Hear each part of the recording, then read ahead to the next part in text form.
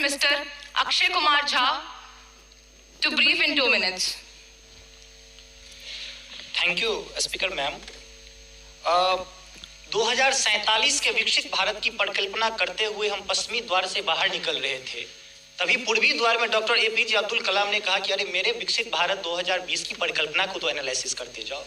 माननीय महोदय, मैं कहना चाहूंगा कि 2047 में विकसित भारत बाद में बना लीजिएगा, पहले एपीजे अब्दुल कलाम के सपनों का 2020 का भारत कहाँ गया उसको तो एक बार एनालिसिस कर लीजिए।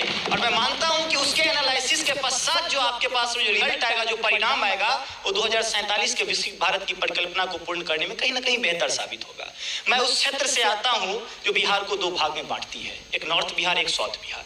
हमारा मिथिला का रीजन 6 महीने बाढ़ के पानी से ग्रसित रहता है। जब मैं राज्य सरकार से पूछता हूं तो कहते कि विदेश का मामला है भैया, नेपाल पानी छोड़ देता है, मैं क्या करूं, उधर से चना डैम बना देता है। अब तो राज्य में भी सरकार आपकी है, केंद्र में भी आपकी है, तो प्रभु कृपया कुछ तो मदद कीजिए। दूसरी बात, कोसी का संसद में कहा दिया गया कि ड्रेस कोड ये होना चाहिए। अरे मैं बाढ़ के उस इलाके से आता हूं जहां आधा धोती पहन के संसद तक आना पड़ता है, न सड़क है न कुछ है, तो कैसे आऊंगा। उसी क्षेत्र का एक नंगा बच्चा हमसे कहता है कि साहब मैं बाढ़ से ग्रसित हूँ। दक्षिण बिहार का एक बच्चा कहता है कि मैं सुखाड़ से ग्रसित हूँ, मेरे पास पीने के लिए पानी नहीं है। बीच वाला एरिया कहता है मैं नरसंहार से परेशान हूँ। तो बिहार की एक परिभाषा बनती है कि उत्तर में बाढ़ है, दक्षिण में सुखाड़ है, बाकी जो बच्चा नरसंहार है यही बिहार है। अब मैं कहाँ जाऊँ।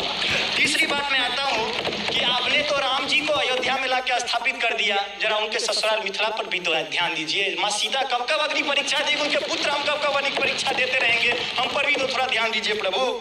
बाढ़ का पानी जब हमारे बिहार से निकलता है तो लगे लगे बंगाल चला जाता है, और जो भी हमारे पास रोटी रहती है खत्म हो जाती है। तो मेरी पत्नी भी कहती है कि लागल लागल सजन धक्का सलम कलकत्ता चल गया, कितना आगे आते हैं। और पर्यटन की पर्याप्त संभावना है। एक बार आप कृपा करके देखिए, पर्यटन मंत्री बैठे हुए हैं, अब ताजमहल मुमताज महल की याद में बना, आपने उसको 7वां अजूबा में शामिल कर दिया। अरे हमारे यहाँ गया में दशरथ मांझी छेनी लेके पूरा पहाड़ तोड़ दिए, इससे बड़ी और क्या बात हो सकती है। उसको पर्यटन के लिए रखिए।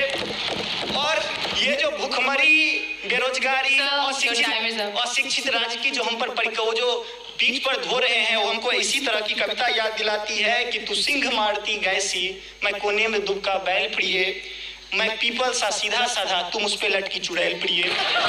तो ये अशिक्षा, बेरोजगारी हम पर चुड़ैल की तरह लटकी है। तो there is politics behind every politics.